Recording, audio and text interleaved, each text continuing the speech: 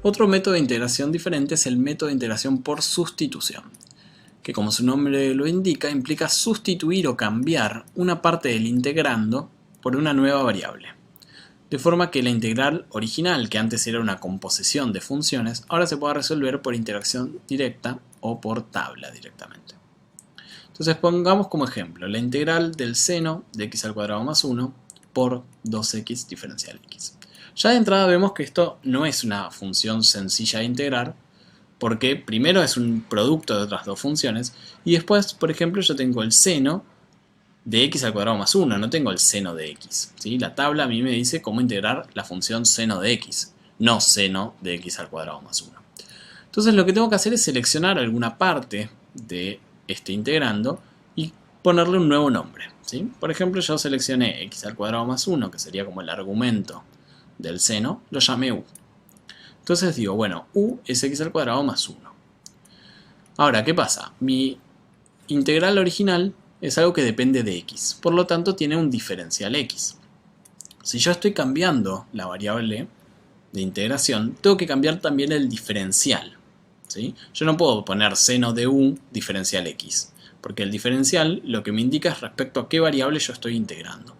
Y si de pronto pongo un diferencial x y mi variable que aparece es u, eso no lo voy a poder integrar. Entonces, primer paso selecciono u, en este caso como x al cuadrado más 1. Y como segundo paso tengo que encontrar entonces el diferencial de u. ¿Eso cómo se hace? Bueno, simplemente se deriva la u y se escribe de esta forma. Diferencial de u sobre diferencial de x es lo mismo que decir la derivada u respecto de x. Entonces, ¿qué hago? Escribo eso y derivo esta función. La derivada de x al cuadrado más 1 es 2 por x. Una vez que hice eso, despejo el diferencial de u, que es pasar este diferencial de x que está dividiendo para el otro lado multiplicando. Entonces me queda que el diferencial de u es 2 por x diferencial x, que es justamente toda esta parte que veo acá. Entonces, si hago los reemplazos que corresponden, me queda seno de u diferencial u. Y esta integral sale de tabla. Sabemos que la integral del seno es el menos coseno. Entonces me quedaría menos coseno de u más c.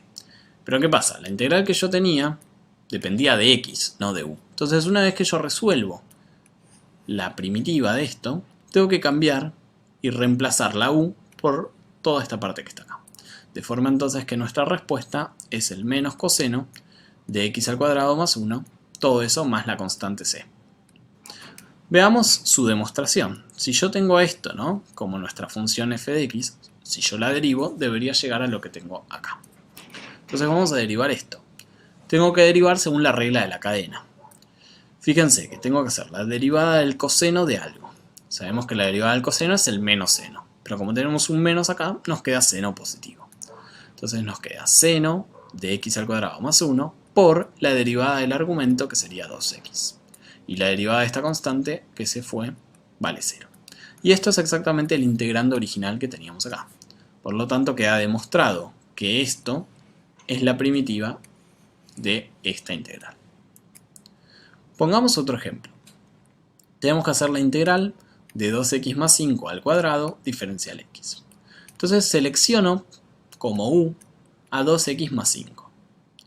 Entonces la derivada de u respecto de x será derivar esto, que eso nos va a dar 2. Paso el diferencial del otro lado multiplicando, y ahora paso este 2 que está acá del otro lado dividiendo.